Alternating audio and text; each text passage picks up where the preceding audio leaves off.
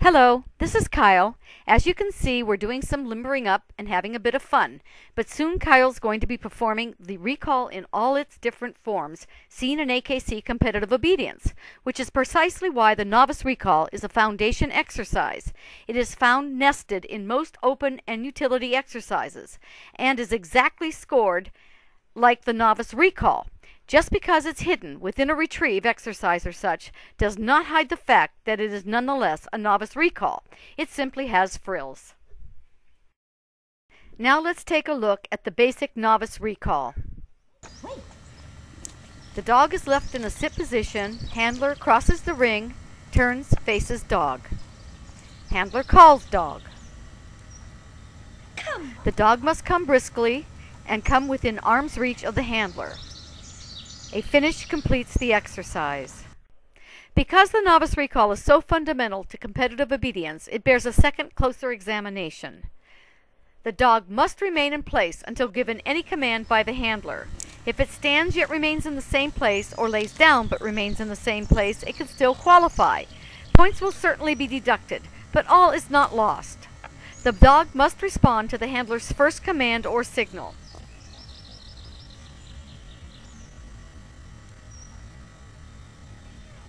Additional commands or signals are not permitted, nor can the dog anticipate the handler's command. The dog is supposed to wait until the handler gives the command. This is the essence of teamwork and obedience. Exercise finished. It is easy to see the Novice Recall in the open drop-on recall exercise. The drop-on recall simply has a down command interrupting a straightforward Novice Recall.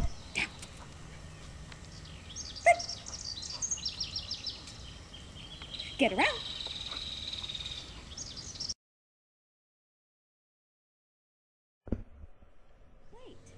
The retrieve on flat exercise requires that the dog go out and retrieve a dumbbell. It must then bring the dumbbell back to the handler. It is the coming back to the handler that is considered a recall, and it is scored like a Novice Recall. The retrieve over the high jump is performed exactly the same, with one exception. The dog must jump over a high jump to retrieve a dumbbell and must return over the same jump on the way back. The return back over the jump constitutes the recall portion of this exercise.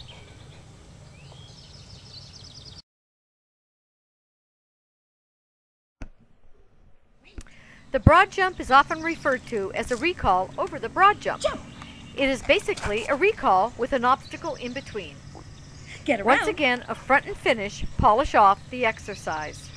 Yay for you.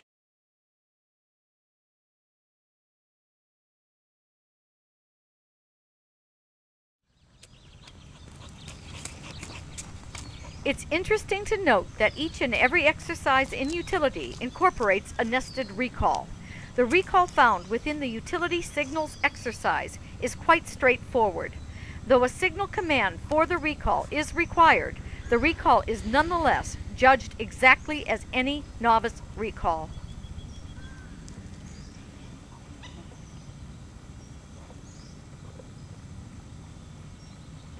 Yes!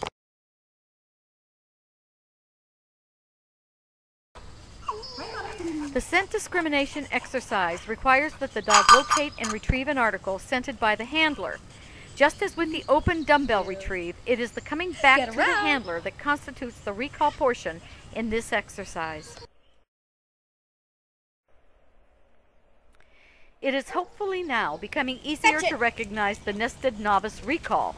In the directed retrieve, the dog must retrieve the designated glove, then return with it, performing a basic recall. Yay! The moving stand and exam has a minor variation for the recall portion. In this exercise, the dog does not come to front. Instead, it is told to return to heel position. Nevertheless, this return is a recall. The dog comes back to the handler and must come within reach. Yes! Charge! In the directed jumping exercise, the dog must first go straight out from the handler, then sit on command.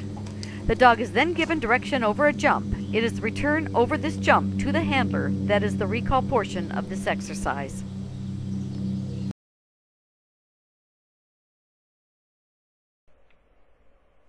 I believe it is now very apparent that having a solid novice recall is essential. This video also demonstrates just how important correct fronts and finishes can be.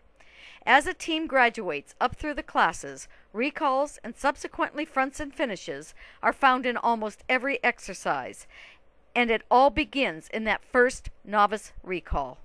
The novice recall is undoubtedly a foundation exercise whose importance cannot be overestimated.